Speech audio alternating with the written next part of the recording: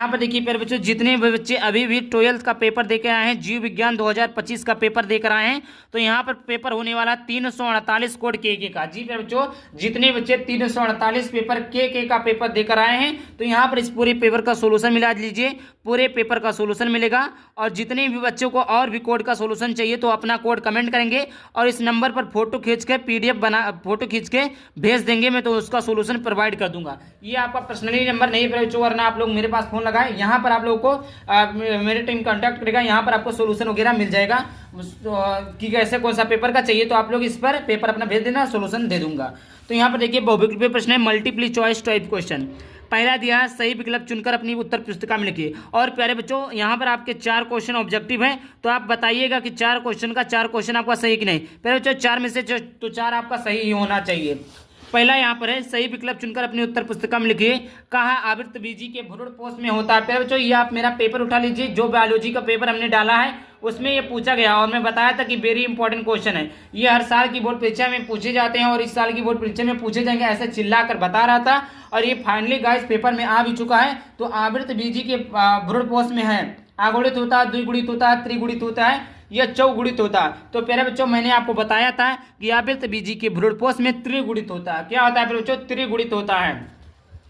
खा नंबर का प्रश्न है कि मेंडल के एक संकर क्रॉस में मटर के लंबे और बौने पौधों के फिनोटाइप अनुपात होता है। तो एक संकर क्रॉस में प्यारे बच्चों उन्होंने क्या पाया था? 3:1 की 3 की 1:2 1:1 1:1 तो उन्होंने फिनोटाइप का जो अनुपात पाया था वो 3:1 पाया था, और उसमें जो पाया था उसमें दूसरा पाया था। ठीक, तो जो एक संकर क्रॉस था उसमें 3:1 पाया था। ये इसको हम मेंडल का प्रथम नियम यानी प्रभाविता का नियम भी कहते हैं। यहाँ पर इस प्रकार है प्यारे बच्चों। चलिए आगे बात करते हैं। आगे यहाँ पर है, देखिए आगे है कि टाइफाई के रोगजनक का नाम है। टाइफाई के रोगजनक का नाम क्या है प्यारे बच्चों? एस्केरिस है, साल्मोनेला है, प्लाज्मोडियम है या अमीबा है। तो टाइफाई रोगजनक प्यारे बच्चों आप लोग को पता होगा, टाइफाई बहुत ही फेमस बीमारी है। टाइफाई के रोगजनक का नाम क्या है प्यारे बच्चों?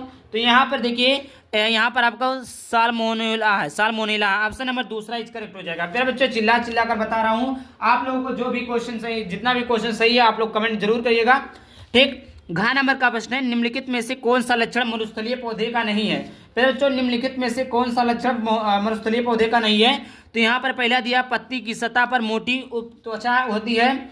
दूसरा दिया रंध्र गहरे गर्त में व्यवस्थित होते हैं। तीसरा दिया पत्तियों का कार्य तना करने लगता है। चौथा है पत्तियों पर रंध्र दोनों सतहों पर बराबर संख्या में पाए जाते हैं। तो यहाँ पर देखिए प्यारे बच्चों, इसका डी ऑप्शन सही हो जाएगा कि पत्तियों पर रंध्र दोनों सतहों पर बराबर संख्या में पाए जाते हैं। यहाँ पर देखिए अतिलघुत्तरीय प्रश्न पूछा था, वेरी शॉर्ट टाइप क्वेश्चन कि जीव विद्या क्षति के कोई 2 उदाहरण दीजिए, बताइए। इस प्रकार यहाँ पर देख लिए, मैं दिखा दे रहा हूँ।